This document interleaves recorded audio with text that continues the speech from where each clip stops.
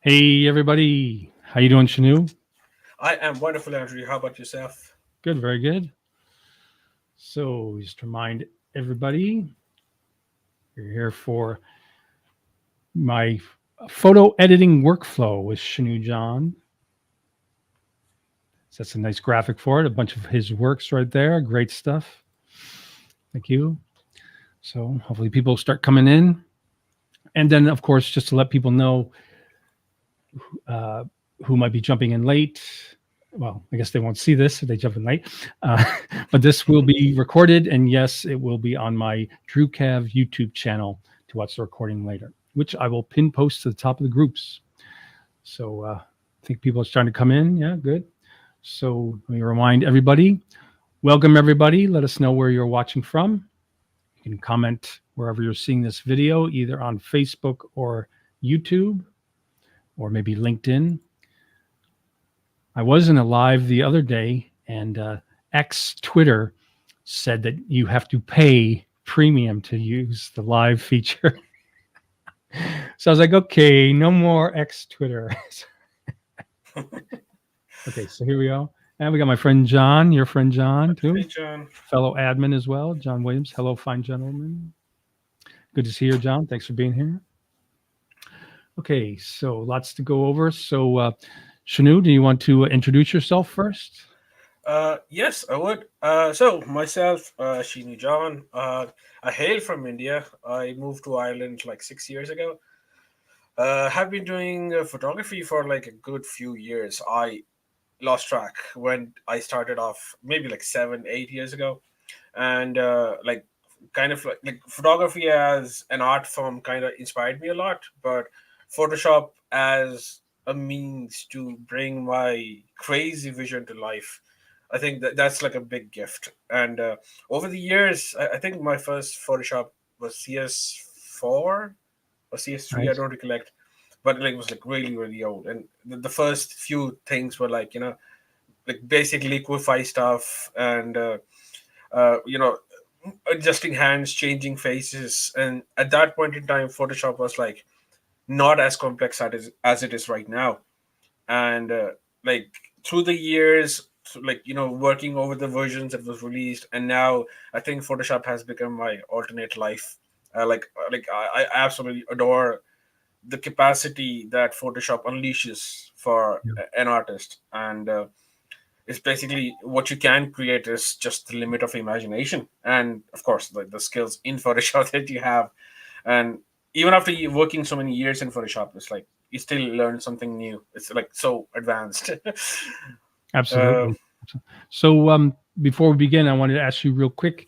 Um, you do a lot of wonderful in studio photography, and then you're going to show us today your Photoshop editing workflow, where you do, compositing and color correction, tonal correction, all that. Um, in general, though, do you like the generative AI features, capabilities in Photoshop, or do you ignore them? Just uh, curious. it's a win-win, I would say. Like the Gen AI features have streamlined my work a lot. As in, like, if there is, I aim to like capture the photo as clean as possible, but sometimes there are things like objects in the frame, or like folds on a piece of paper, or like dirt on the floor.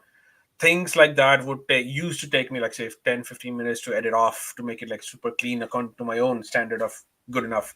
And Gen AI has just made it like seamless. Absolutely. Removing things from the screen, it's contributing to basically making the experience for a professional a bit more seamless, and for amateurs it has helped them unlock a new door of creativity. Sure. Things they could not do, now they can. Yeah, well said. Yeah, for me, it's just I have memories of when I worked in advertising in New York, and you'd get a photo, and there'd be like a whole like side of the body missing, and you'd have to go out and get stock imagery and build it up, photo compositing, retouching, and there were times that it was so hard that I would literally go to the bathroom and cry. It was so challenging. So I totally welcome a lot of this generative AI stuff because I've seen it recreate or follow through on patterns that are just Mhm. incredible. That would have taken me so much like, clone stamp work that it would take hours and hours. So, Yeah. but yeah, great. So I'm going to share your screen, and then you can walk us through your Photoshop editing workflow. Perfect. Yeah. Okay, so there you are, the NEF file. Okay, perfect. So I tend to shoot with an icon, hence the NEF files, and usually what I do is like open up the image in Photoshop. Uh, One thing that I have like would be like say your color profiling. I tend to keep it in sRGB for 16-bit. It's fine for my needs. I don't give a fuss about it. And then But Shinu, real quick, at the bottom there's like a blue thing. If you just hit the X on the bottom right, that way, yeah, that way it's just yeah, not in your view. it's I Not think download, just to the right of the download button, hit X, and it should it's go not away. allowing me to interact with Oh, it okay, because this camera is open. So okay, I'll do it like once this is okay, done. great, sure. Sorry. Uh, yeah. So like when you like kick off with a raw image, I would like the first thing that I would do it would be like if is it in focus. The main focus would be say eyes or the texture of the fabric or a certain level of zone which you would tend to have focus in. I like first like art portraits I tend to use say f2.8 or f2 depending on the lens, and usually the camera itself is like a mirrorless, so it tends to focus on the eyes pretty much accurately. Kicking off, depending on the mood of the image, I would say adjust the exposures a bit. This image by itself is like lit by a single light source. Like I tend to do single light, lighting in most of my work, and I like the subtle glow that it has on the face, and very very I would say soft areas of the body would have that fade off light, like things that are say under her arm that would have a subtle Right. shadow, and that allows you to a bit of a depth to it. I would usually kick off by controlling the highlights. If it's too much, it kind of like destroys the image. You dial it down a bit, and it enhances the freckles on the face. Uh, Great. that would be my ideal like intensity of the face. Uh, and depending on the image's intensity, you can adjust the contrast, you can adjust the exposure. Uh, if I was working with people with really bright hair and light colored hair, I would tend to have the contrast a bit low, slightly lower down. White balance, I usually would have a gray card while I'm shooting, but this was just like a random pick event. So depending on the mood, so I would say my goal before I would start editing would be try to give it a more painterly vintage look. So if you're trying to mimic paintings, like the most common colors would be like green and like the mummy brown. So I would tend to use those colors a lot in these So kind of things. warmer. Yeah, and it's like a fine balance between tint and temperature. It's hard to describe what is right, but it's more like an intuition thing. Sure. So this would be like a subtle shade of green as well as brown, which I personally like in images like these. I don't tend to mess much with the vibrance and like saturation. I would like, would be able to do that later. So for the raw itself, I would just like fiddle a tiny bit with the texture slider just to make sure everything is in focus, and just fine tune a bit with darks, the midtones and the shadows. So if I were to like kill the backdrop completely, I would like just kill the shadows. But for me, I tend to add a bit of textures in the background, so slightly brighter image would be like really nice. Nice. Yeah, that'd be great. And in terms of the color toning of the images, I know like the fabric that she's wearing kind of matches with the hair. I would like to have them tones a bit cohesive, but not so similar that they basically look as if it's like ditto, same to same. And a quick So, question from me. Um, when it comes to like the curves, do you tend to use to like you did here, use the sliders as opposed to the points on the graph? What uh, is uh, I or think you like back and forth? both. Oh, Sometimes I would use just the curve when I know I have to make an S curve. I'll just like draw it out. But sure. if I experiment with sliders, I may have more control, like more granular control. Sure. It's just a personal preference. That's No it. problem. Sometimes I use the color grading wheels here, but not so often right now. I have like some other third-party plugins which actually make the life easier. Instead of like like messing with these sliders individually, I basically create a set of those color grades and use a mixture of those to get the perfect tone out. Uh, Chromatic aberration and profile corrections, depending on the lens, I would tend to apply it. This was shot with the Nikkor 40 f2, so like that profile once loaded, it like the the the distortion that the lens offers, it would just basically fix it, and that's like just a basic thing. And you kick off open. Mhm, mhm. So the first thing I do, first and foremost, duplicate the layer, because if you make mistakes while doing anything, at least you have a solid base copy that you want to work with. Uh, Generally, I would tend to if I'm printing my work, I would tend to print them in like say a 50 by 70 sheet of paper. So I tend to keep most of my crops around 5 by 7. Uh, if you're working on the symmetry of the image, just making sure I have most of the data in. Uh, and if you want to experiment with things like the exposure triangle that you have, or a certain shape that gives strength to a portrait, this is something that I would do a lot. So here, like based on the angle, the pose that she's standing in, I would choose a certain style of the lines to help as a guide. Uh, so basic stuff in terms of like fixing the image would be something like backgrounds. You stretch it out, you fill it, you clone bits and bobs here and there, just to make sure it's like nothing is obviously standing out loudly. So here, the good feature in Photoshop is like there's a feature called content aware fill.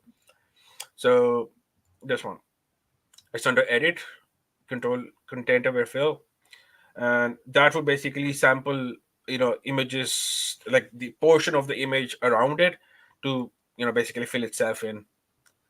So just make sure like the sampling area is like really nice, clean cut, and that's a good enough fit. And And same with the and, lighting of it. and you prefer the content aware fill over the new generative fill, uh or you? yes, like the new generative fill would be like a hit and miss depending on the image. Like content aware fill knows what's around the body itself, and I think for trivial stuff like this, the content aware fill does like a better job, and it's slightly Sure. faster than generative fill, you know. Sure. uh for shortcuts like these, I usually have something like a small device which helps me. So all the buttons are like pre-coded onto it to help Hmm, me with it. nice. uh Now, so yes, there's another one more thing. Having a calibrated screen is like important, because in this phase in time, most people would not. I'm not sure if you see the transition in the screen at all or not. I would usually add an exposure or the curves layer just above it, pin it to the floor, the layer below, and you see this texture here. Right. That's like, it won't be visible until you this curves layer is like there. So I usually try to give it another passive content aware fill, make sure the sampling area is good, and that fills the dark stuff back in. Nice. So it's slightly more consistent. So if you super zoom in, like I'm a perfectionist, so And I then need you to get make rid of the sure. curves, right? Yeah, yeah. So it's just like disable the layer. This is just to see I what's know. behind the I'm scene. joking. Then like you see these like little splotches of pixels. Uh, Most people would just ignore. I have this obsession of making sure at least it's not as obvious as it should be. So a bit of healing, a bit of clothing, whatever gets the job done. Which is Making good, sure, especially if this goes to print, right? yes, like when you print it, you can't dodge these mistakes on the screen, like because everything stands out in print, especially when the color of the paper is like bright white. With matte paper, you might be able to get away with it, but with bright white, textured paper, it like just is quite visible. Sure. Yeah, so this like pretty much like gives it like a initial phase to like start off with. Uh, my like my process would be like to make another copy of it, which is not many people tend to do it. They tend to work on the just one layer, but I tend to keep on coming back again and again. Then like I have a few actions that I like just use to make my work easy. So one is like a smoothen background action, which I made myself. So what it does is just like a standard workflow where you have You don't this. like button mode? Uh, uh, maybe I like to read it. I don't Yeah. know. I never tried button mode. Yeah. Like I usually have like like keyboard combinations for everything. Sure. Like the ones that I most use are like I just use a key press button. So yeah, so the background blur thing, which like might make many people's lives easy, would be like something like select subject, and it like does a pretty much like fair job in terms of like selecting the subject. And what I do is like I would like select inverse, so that would be everything else that the subject is not. I would clone that layer twice. Sorry, duplicate the layer twice. Mhm. And on the upper layer, say I do like a blur. Let's try like a Gaussian blur. That would basically even out every inconsistent like minor like folds and patterns on the fabric itself. And the upper layer is a bit blurred out. The bottom layer has still has the edges in it. So I use control and left click to select that part, and for the upper one I just mask or remove it. You can play with the direction of the mask depending on like how would you like it. Just use Sure. control I to invert it. And this image, say for example, I just group it and show. So now the background is like more even in terms of like patterns.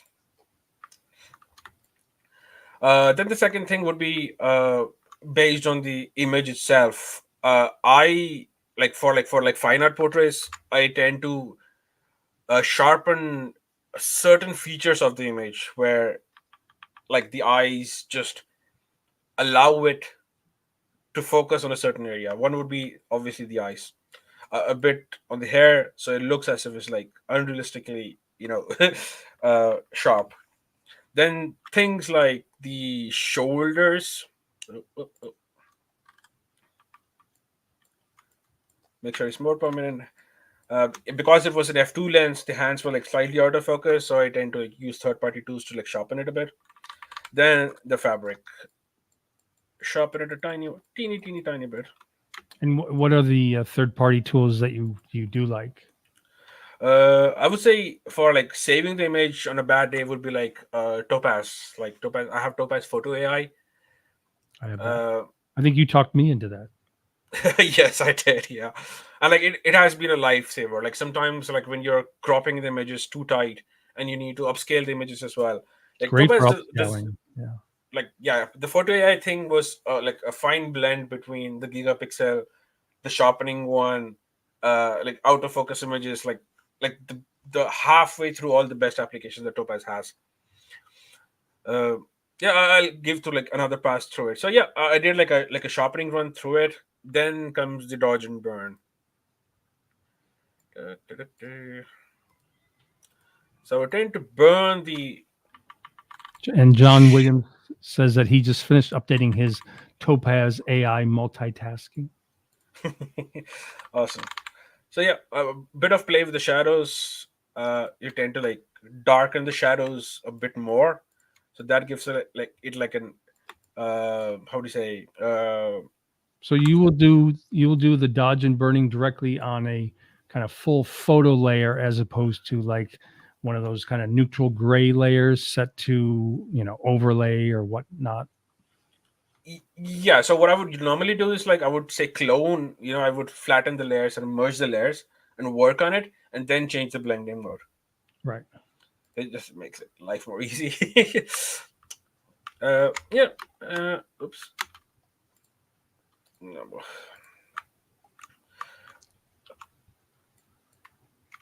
Just a merge. Okay, so you're doing burning now, right? Yeah, a tiny tiny bit. So just to like enhance the shadows a bit, so it gives a bit more of an idea of depth in a way. Sure. So And do you ever do dodge and burn like on the facial features at all for uh, contrast y- or, y- you know, sometimes sometimes? depends on the lighting itself. As in this case, because it was like a toplet one, so all the highlights will be like literally on the forehead. So if I would use a dodge and burn, I would tend to use it on the jawline, just to make sure like her like chin is popping out in a way. Sure. But now also like there are like some third party apps which really help just to make that 15-minute process like cut it down to like 3 minutes. Yeah.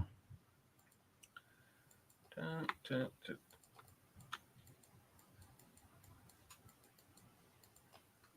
Yeah, that looks like pretty good. But perfect.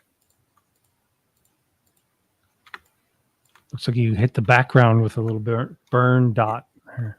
Dot. Yeah, that's the advantage of the remove tool. It's like so handy. Even like things like this, it'll do like a decent enough job sometimes. Sure. But I did it. This one, And yeah. then you have a, question from MBU Photo. Do you ever use new blank layers for your corrections? Sometimes. Like now I've got into the habit of like merging. So this is like merge and create a new layer. So I tend to work on like stacks of layers on top of each other. And just in case, I have to like restore my workflow to a certain older state, I just use masks under it.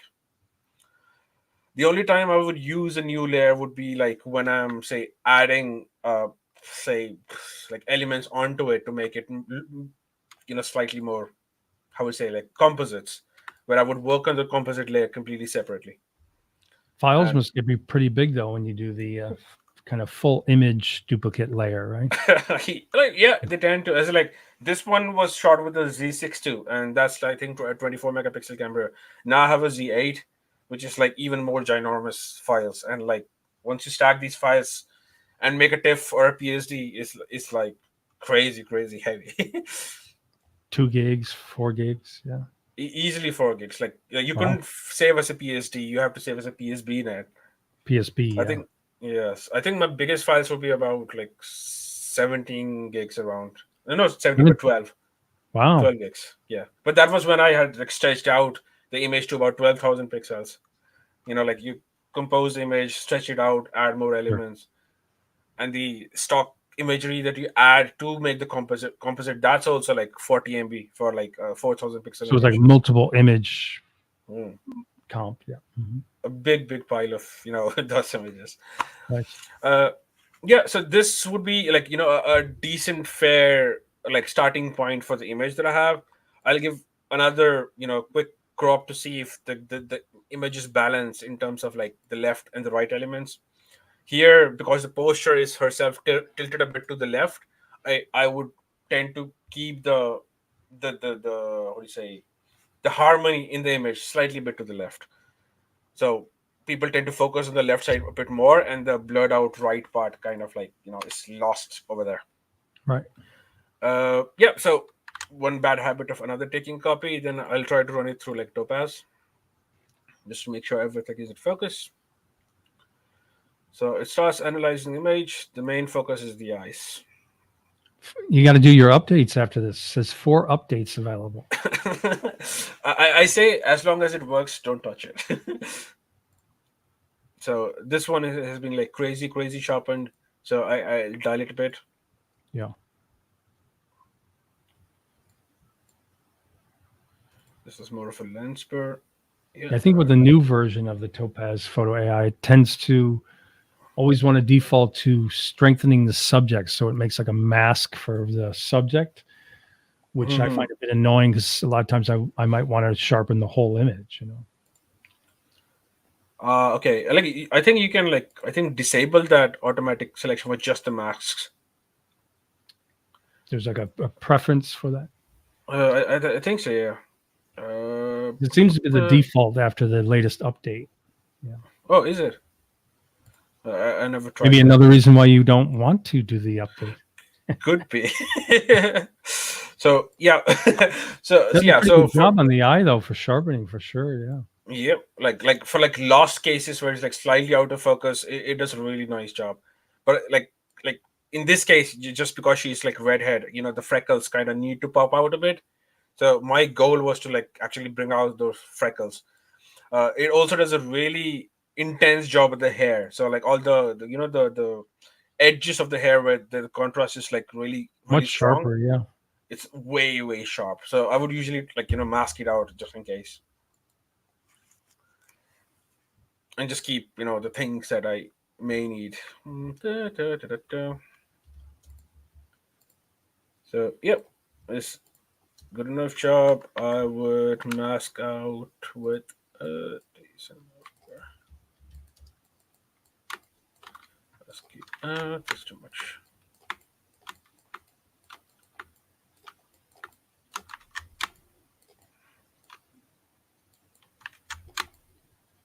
Yeah, looks good. It's too sharp. Too sharp. So John says that image looked good before, but when you sharpened it, it was like what? It depends on like how intense you want the conversation in the portrait to be. Like eyes are like a thing in portraits. If they are in focus, if they engage the audience, it just like tells completely different story. And like once you add more elements to it, it gets even more crazier. Uh, yeah, so that's like a pretty much good start to like point to start out with. The next part would be like adding textures and elements to it. So I usually have a gigantic stock of things I've amassed over the So you'll years. drag like a wolf over into the background. Like the wolf might be too much. I would usually have like a backdrop, something like a textured backdrop. So say I could use these are like cherubs I made in generative fill.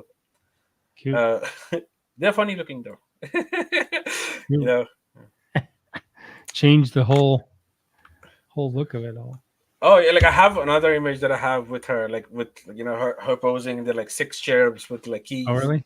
Cute. Yeah, it's like looks amazing. But the thing is, like in generative AI, like how do you create those babies? You can't write little nude baby with wings like Right. like Adobe will block you straight away. Warning What are you doing? censored. Censored, yeah. So yep. So like textures, I usually have this really old software called Adobe Paper Textures. Mm. I'm not sure if you can download it anymore, but it has like a set of textures which I tend to use a lot. Uh, it just adds a bit of texture at the background. So how did you get it to go to the background and not on her, or is it currently over her too as It, well? it's over her as an overlay. Okay, yeah, So you see this one. right, So I usually use it like sometimes to tone the images or like create that drama in the photo. sure. So in this case, this texture itself that has a slight like a mirror like finish, like a circular one. This is one of my personal favorites. I tend to use this a lot. But And you will then, of course, go into the layer mask and kind of paint out around mask it her. out. Yeah. Yeah. So I would say use the mask that I had made before, and I just to keep it handy. And I will use this to brush it So out. it's like invert or whatever. Oh yeah, just brush it out.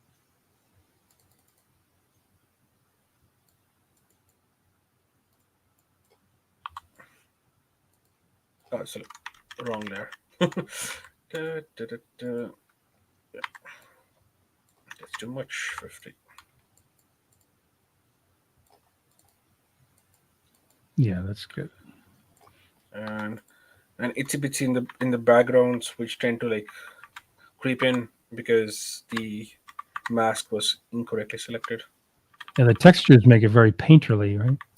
Yep, yeah, that's the whole thing. As in, like, because the main subject is like without those textures, the texture of the background kind of like introduces a noise in the background, and the subject kind of stands out like really, really strongly because of that. I was gonna say those lines are from the texture, right? Yeah. Yep, yep. So I would tend to keep very, very tiny amount of them in the photo, very, very tiny amount. Hmm.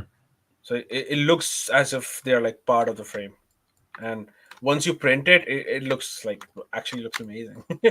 Like the a tiny bit of dirt, a tiny bit of noise. Yep, that's good. Nice. Perfect. Good. Then I would, depending on the portrait image itself, like the easy, dirty way of adding freckles. Use a brush, like a. I have like some scattered brushes for freckles somewhere here.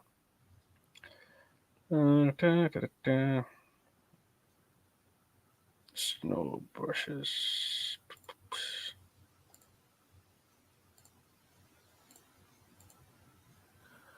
So we have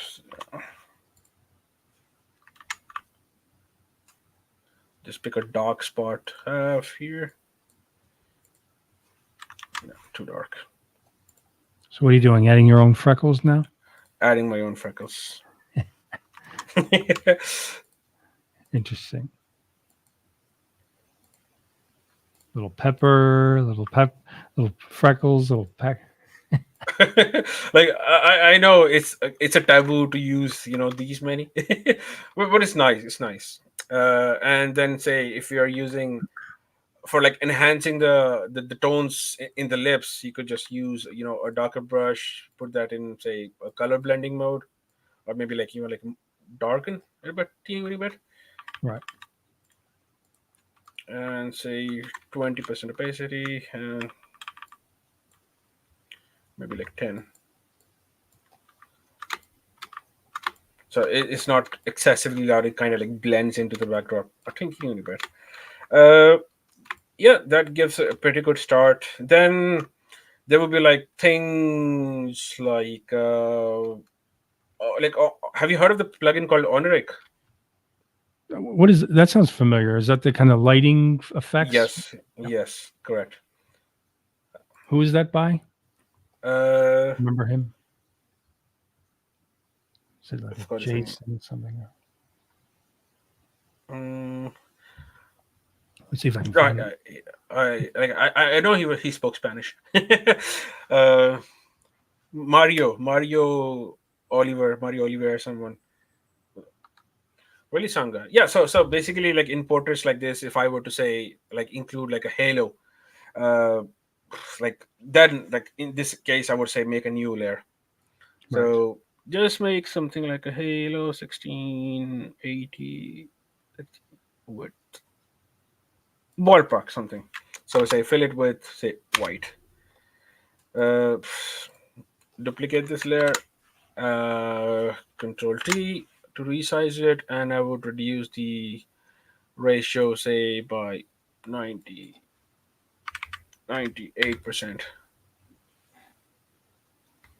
Are they connected?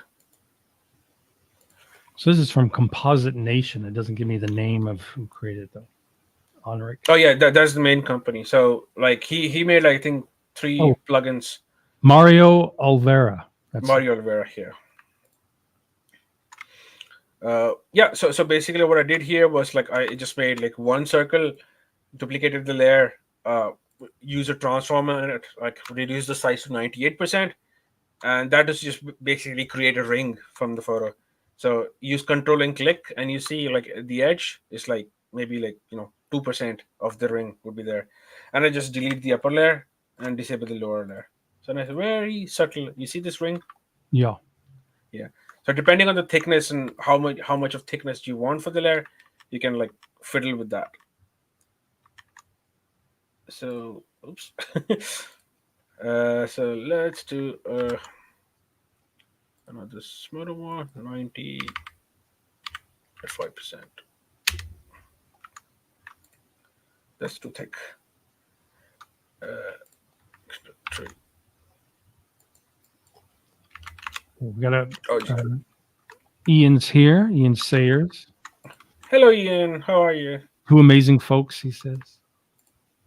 And then MBU Photos says, do you work with the masking mode during creating your mask, or you prefer to look at the result picture direct? Not sure what that means. I would say it's a mix of both, depending on the need of the moment. So this would be something And 90. just kind of taking the lead with that circle that you've created. I know you're using it for like a circular kind of line ring, but do you Yeah. ever create your own, kind of fake lighting in images where you'll create shapes like that and just kind of, use blending modes, lower opacity, masking to, Yep, I would. So this in case would be like a stack of different layers. So depending on how many I stack together, I may have a bit of motion. Control J. I can move it around. So this I think would kind of like a satisfactory enough ring for me. interesting. I'll usually try merging the layers if it works. Sometimes it works. Sometimes Yeah. it does a really choppy job. So this is good enough. So rename the layer if there's something to be like filled in. Oh, sorry, automatic healing tool. So not enough pixels for that. So I just use rough.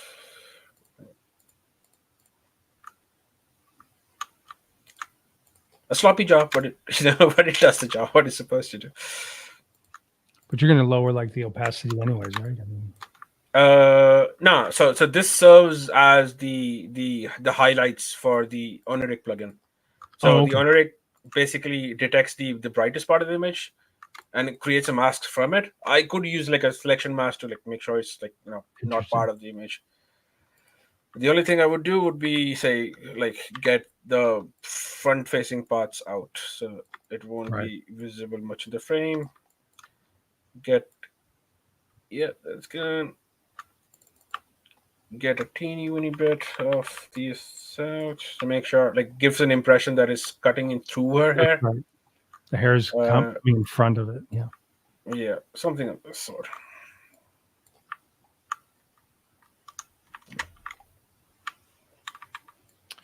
And Ian says, love this setup and workflow. Thank you, Ian. I immensely appreciate it. Yep, this seems like a good enough like base to work with. Then I launched the Honoric plugin. I usually would create a luminosity mask for this, but there's like a decent enough job for this. I create a mask for this.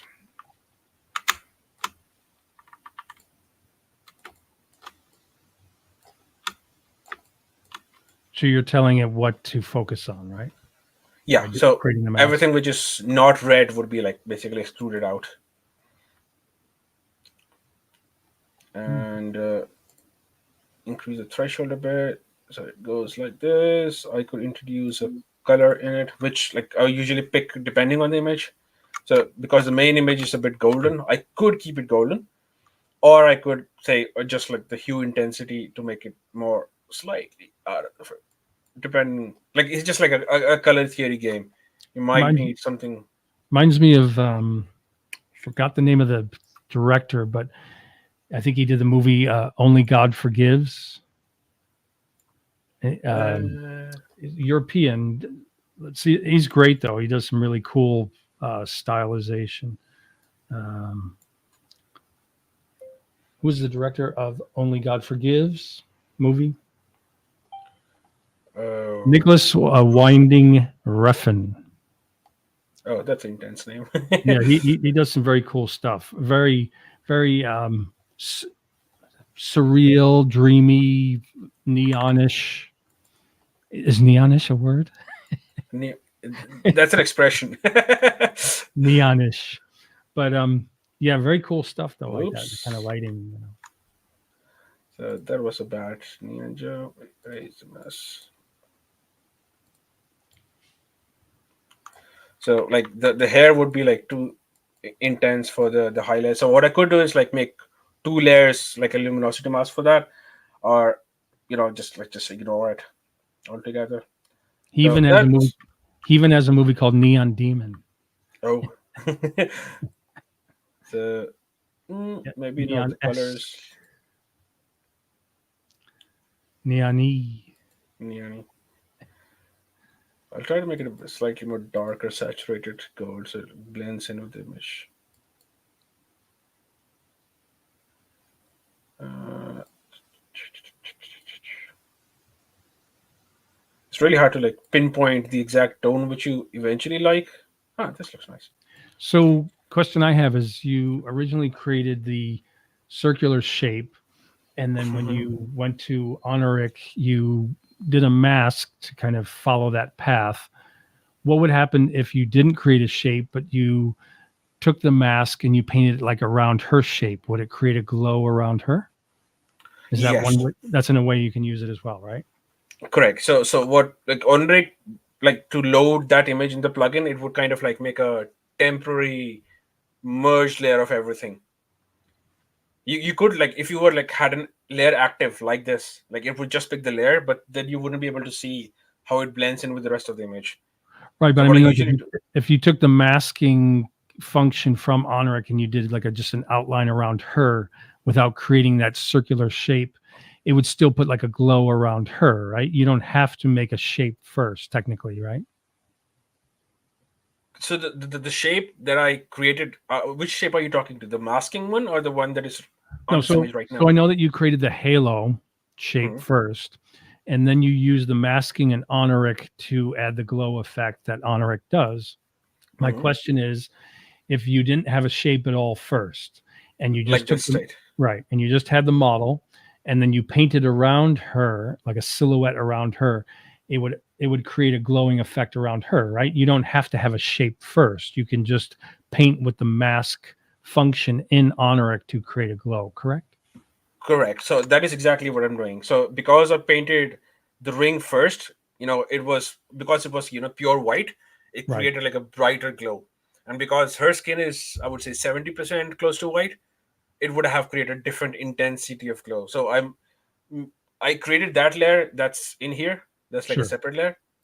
So now I'm recreating the same, glow with a I would say a lower intensity, focusing on more of the reds and the yellows.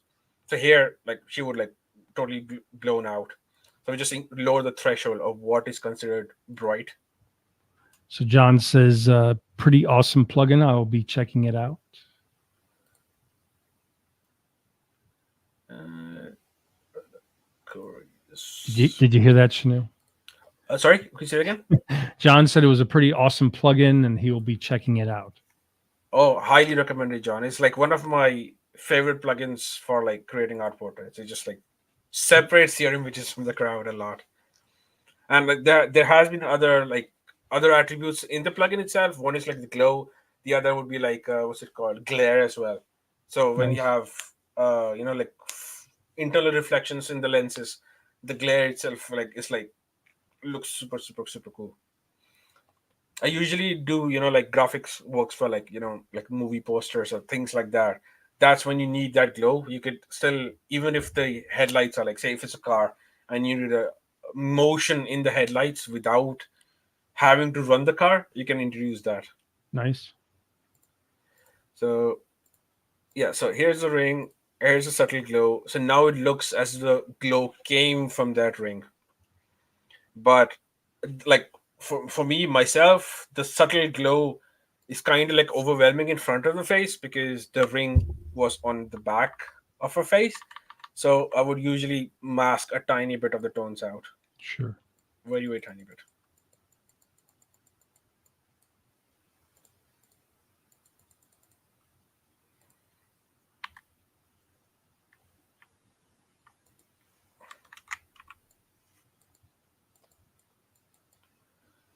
Well,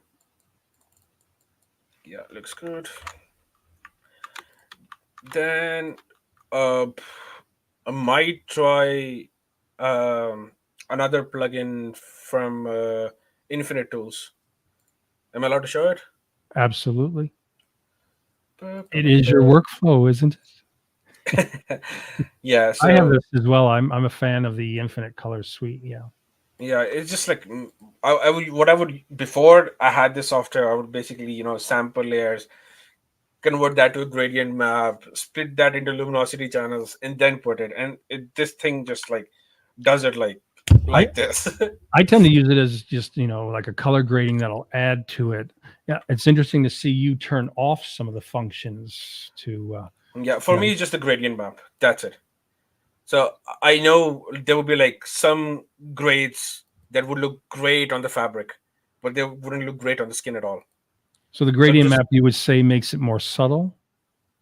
I would say like in terms of like tonally more Correct. nice. It's just Nice. like the balance between the tones. Like Cool. what would this would do would just like slap a color grade on the entire image, right? Here, I love the say this perfect one. So like her dress initially was too, I would say, loud and bright compared to her rest of the image. It's like still bright, but I would love to have it darker, muted, so the rest of the image stands out. So I would use this layer. I would mask out the rest. Nice. So the biggest gift that from Photoshop, the automatic selection tool is like such a gift. So say this a rough selection, but it does an absolutely brilliant job. Yeah, it's pretty good. And all this stuff is getting better and better all the time. Yep, yep. Like in terms of like saving time making selections, like like I've used it from the pen tool, where you like carefully go through like every one of those painstaking endpoints, and like for the same amount of accuracy, yes, And you would spend a lot of time. Shinu Osvaldo is here. Says the best of the best. Oh, come on, man. Far from it, far from it.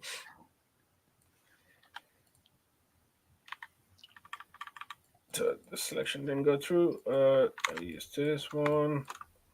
So just having a look, and the intensity.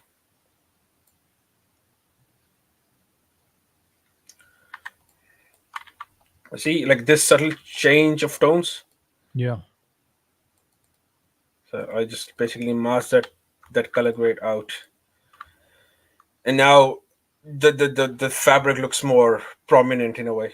What we could do is like say use like a what's it called, the smudge tool, to basically let go of the details in this. So let's see, 30%.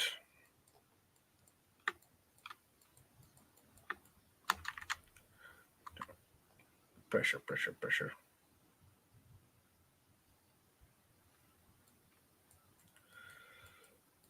So just fix the fail edges.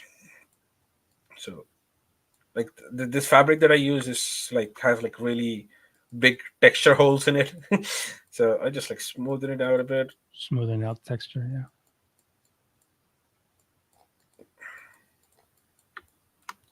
And keeping some of it intact, and there's no perfect way to do it. It's just like personal preference depending on how much time you want to put that in the workflow. And like many photographers do it, the painterly actions, like they basically like, just do the same. They lose the texture and you basically brush it back.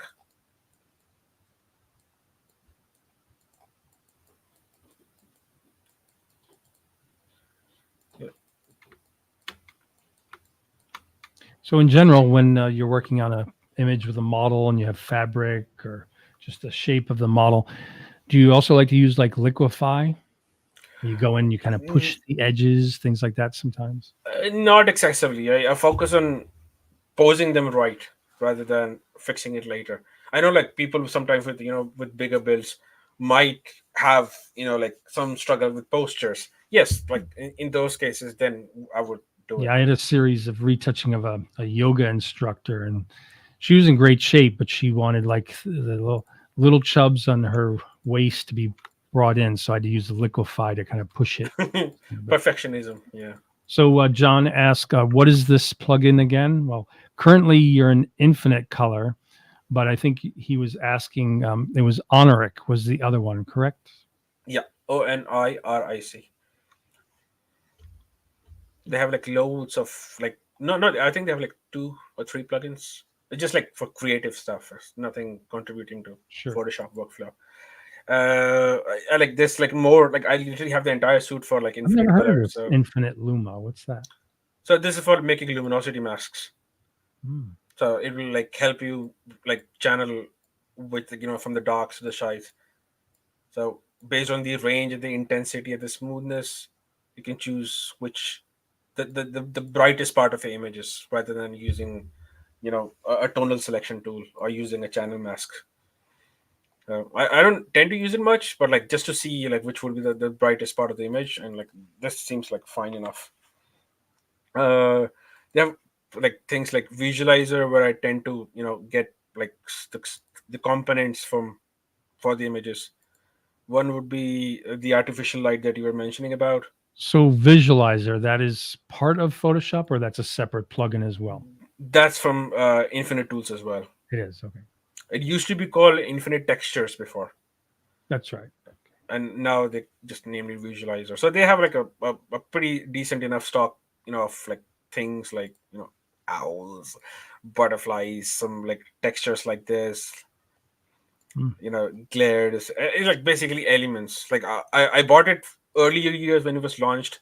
I don't know if the database of images has increased much or not, but I usually tend to use grunge Like textures like Rust. this. Yeah, Rust. Rust. I sneak out textures from these, and I think these are like free for commercial use as well. Nice. So it just saves me a lot of money, like buying stocks. So yeah, one example would be And say the like brains behind artificial all this, the brains behind all this is Pratik Naik, right? Pratik Naik. Yeah, Yeah. He's a good retoucher, huh? amazing. Like his knowledge is like at a god level. And Like very nice guy too. You know, so, totally sound guy, like and funny. Like he loves to enjoy you know making stuff, sharing with the community a lot, and like even like people in the community poke fun at him as well, and he's like, yeah, yeah, keep it all coming, keep it coming. I think I So met him. it's Well, technically didn't meet him, but I think I became aware of him and his um, his skills and his wonderful knowledge through the Clubhouse when Clubhouse was the big audio app that people were doing. yep, I remember. Till I got burnt out on that. I literally got my first iPhone, an iPhone 6s, just for Clubhouse. Oh, really? Yeah, that's the How long only did you iPhone I've How ever long did owned. you stay on Clubhouse for? 3 months. Yeah, right. It was just only for those like podcast meetings and stuff. Right. And like, do I have to get an iPhone for this? And like, okay, it's cheapest iPhone I could buy. The minimum requirements. Cameras are pretty good on the iPhones. I mean, Russell Brown has done some really great photography just using an iPhone. I prefer like Samsung's way better, Yeah. way better. So Easy now. won't trigger anything. Yeah. So basically, I added like a halo light, and make sure. Oh, see. So make sure it's like when you're masking it, it's so the goal is to make it more realistic. So I know, say this strand of hair that's coming in front of her face, so that might block the light that is coming behind her. So I Sure. would just mask out bits below it and allow some of it to fall on the shoulders, but make sure the lower part of her shoulder doesn't get much. You can make this slightly bit darker because it's behind her back, and for sure it doesn't get the light. You're I kind of starting. I can hear your Irish accent coming through now. oh, is it? How many years you've been there now? I would say almost 6 years now. Yeah. Close. Actually, yeah. So I moved to Ireland in August 21st. So 20 days to go for the sixth anniversary. Nice. Beautiful there, right? Beautiful. The green. Amazing, amazing. I just came here, and I just stayed. I like fell in love with the place the Yeah. first day itself. Okay, so this is really nice, strong image, expressive image. The color grading is notch. The sharpening is done. Then comes the stocks. The composite part. For me, if I were to visualize a poster like this, I would either visualize something in her hand, something here, maybe because her thumb is behind her hand, I could have her say hold a flower, or like a Sure. twig or a leaf or something of that sort. I might need to create more space on the right if it kind of it goes beyond the frame. But this is another handy plugin called Pexels. The website, right? Pexels Oh for yeah. stock. Oh, I Yeah, didn't know so you they could have. get a plugin right directly into Photoshop, huh? It was like launched like I think last year, and it just like makes the job easy instead of going to the stock website and getting How do it. you get that? How do you get the Pexels plugin? I think it's on the website section, like in the download section. You just Like, like type on like in Google Adobe Pexel. Creative Cloud or something plugins No, or no, it's directly to the website itself, and I think they oh sell it as the UXP. I think it's still UXP right, okay. as a plugin. Really handy, really handy. Say what would I do? Say let's have flowers. What's the thing called? The one with the flower stands on? Uh, A vase? no, Have no, you the stem. Right? yeah, flower stem, yeah. So I'm just looking for a flower with a stem, which good might go really good with the images. This is a really nice one. You could take Like, that and just cut out the hand, right? yeah, basically, you just click on it, it imports a hand. You the magic select subject makes life so easy. There's a pretty solid selection, of Yeah, everything. that's good. So I just take that part out, and oops, let's see how can Make I. sure you're in the right layer. Huh? Is the topmost layer. But if I make sure you're in the right layer, you have so many layers, right? Or like, and the bad habit is not naming them. After a while, it gets absolutely chaotic. Or get Absolutely chaotic. you get too busy, I imagine. So like the visualization would be herself holding it with the thumb behind her hand. So it would be Right, right. somewhere like this, and I would have to find a way to fill this part in. So, to the in this case, I could use a generative fill Yeah, I wonder how well that'll do. for stem. Maybe a few attempts. Maybe it does it on the first try itself. Worst case scenario, you select this, stretch it out. See? Ah, That's not good. That's not so it's a bad. Yeah, decent enough right job. there. Yeah. So, roses and mask this bits out.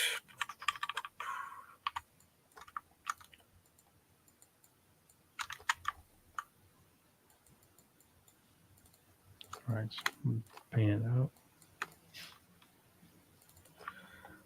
This could give it more dynamism, as in like I could take this out entirely and it would look as if she's holding it, or I could have it Yeah. here where she's like kind of like splitting the flower into two. You know, it's just like Sure. positioning. Gives it almost a 3D quality that way, right? Yeah, exactly. So this might need some pixel peeping fixing.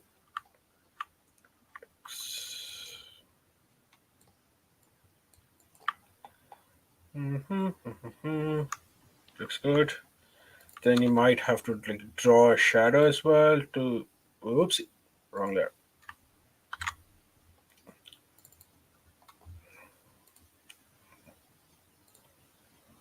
Where did the shadow go? It's reading. It's reading like some excess or something. Yeah.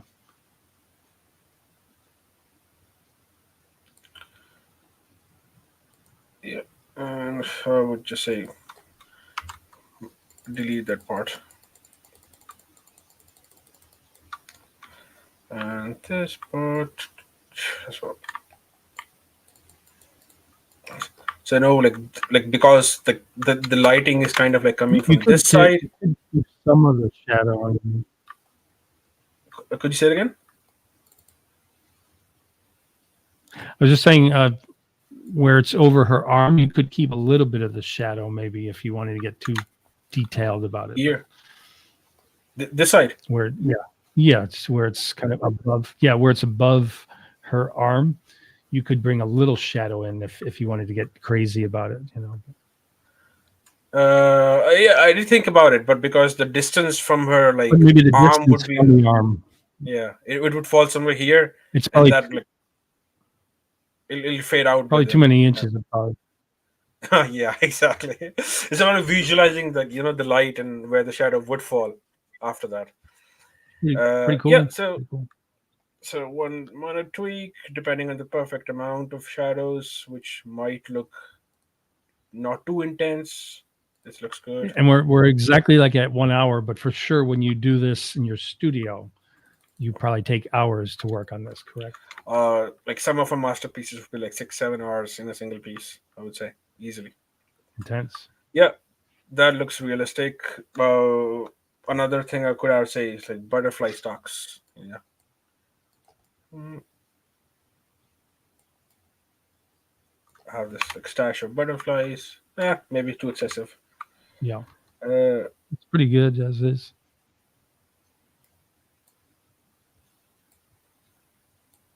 could add say a butterfly on this. Butterfly on the flower. Wrong direction. Flip. Yeah, they have the new contextual taskbar that pops up now, so you can use it to flip it as well. Crazy. That's really really handy. Then yeah, then it's a bit of matching the colors. So Sure. there's like a easy way to do it, and it's like a accurate version to do it.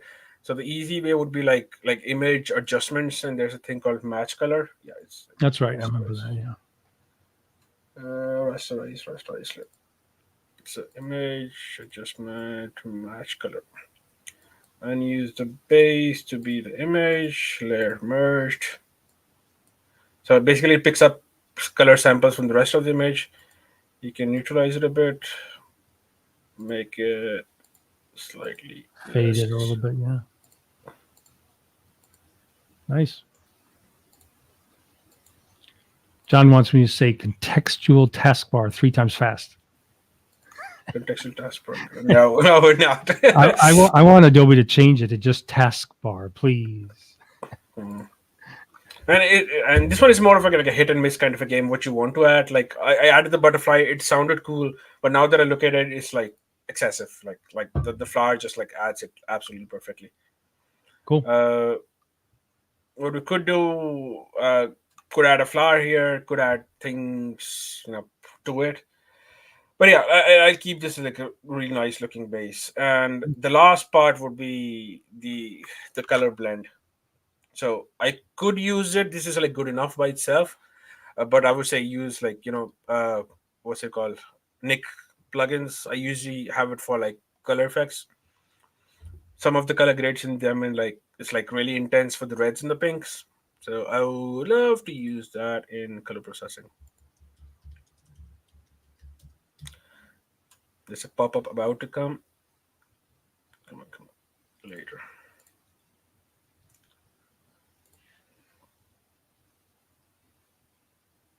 So it has its own panel for Nick color effects. Yeah.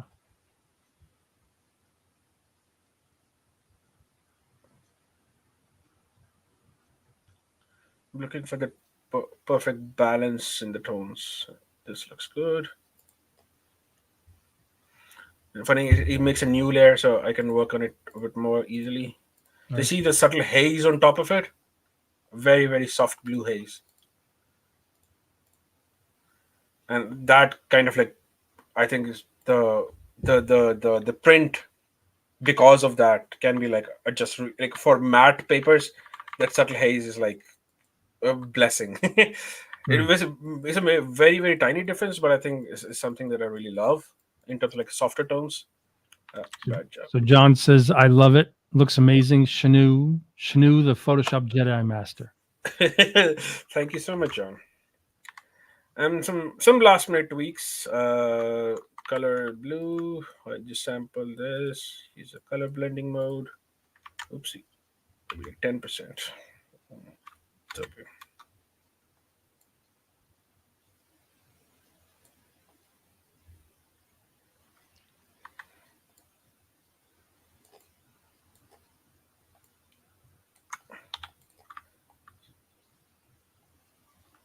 Looks good. Looks good.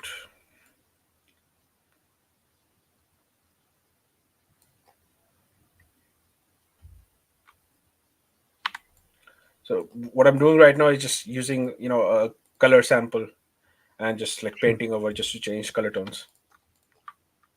That's it. So I would say this is like really nicely balanced. And one last final pass would be with the camera filter again. So just in case I need to like sharpen it up a tiny bit, increase the textures, not this much, vibrance, Nice. bit on the tint.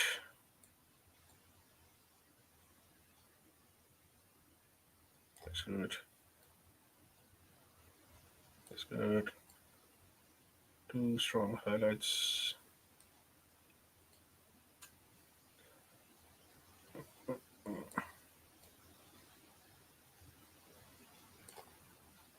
Yeah, the yellows here popped out a bit too much. Yeah. So I might have to fix it again later. But yeah, Yeah. Pretty good. Pretty nice. pretty good. So I think, yeah, I would say it's like 90% ready to go. Still minor tweaks required, but I won't take much of Pretty it. good for 1 hour, though, right? I mean, excellent. So let's jump back here. So yeah, wonderful stuff. And let me go over where you can find Shinu online. Oh, and before that, let me just quick give a shout out. So you may have noticed a bit of drama with the old Photoshop and Lightroom group. And so I just wanted to remind everyone that there is a new Photoshop and Lightroom group. So please come join the new Photoshop and Lightroom group. That's at Facebook. So facebook.com/groups/Photoshop and Lightroom group. Come join the new Photoshop and Lightroom group.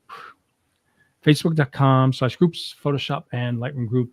Or you could probably just go up to the top left of Facebook, do a search for Photoshop and Lightroom. And we just recently passed 16,000 members. Not bad when we opened it up to the Wow. public just less than a month ago, I think, maybe only a couple weeks ago. So we're going to build that group up again. No violations.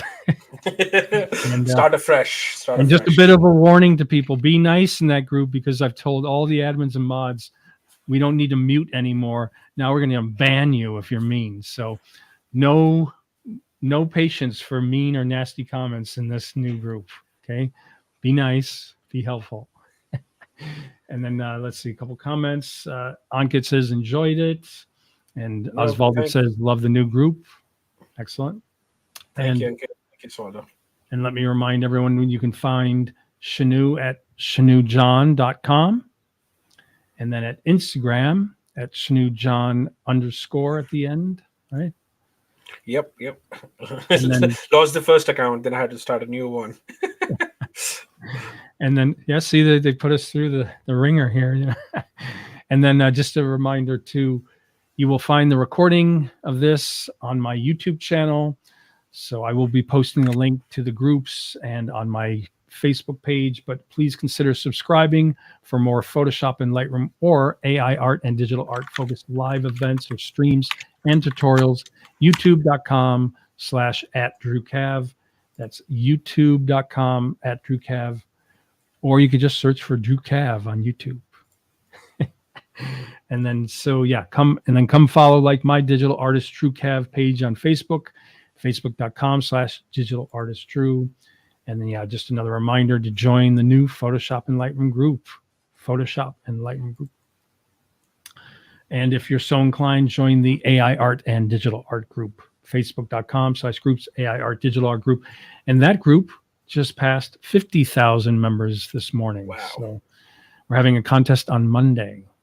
So keep your eye out for the top pinned post for the information. And let's see, we got Stunning. Thank you so much for the demo, says Nicole. My pleasure.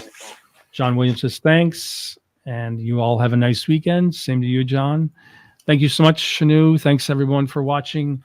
And once again, a reminder, keep your eye on the top pinned post of the groups. That is where there's information such as a link to this recording, as well as any other future live events or contests and Adobe News. Thanks, everybody. Thank you so much, Shinu. Thank you, everyone. Have a great weekend. Thank you.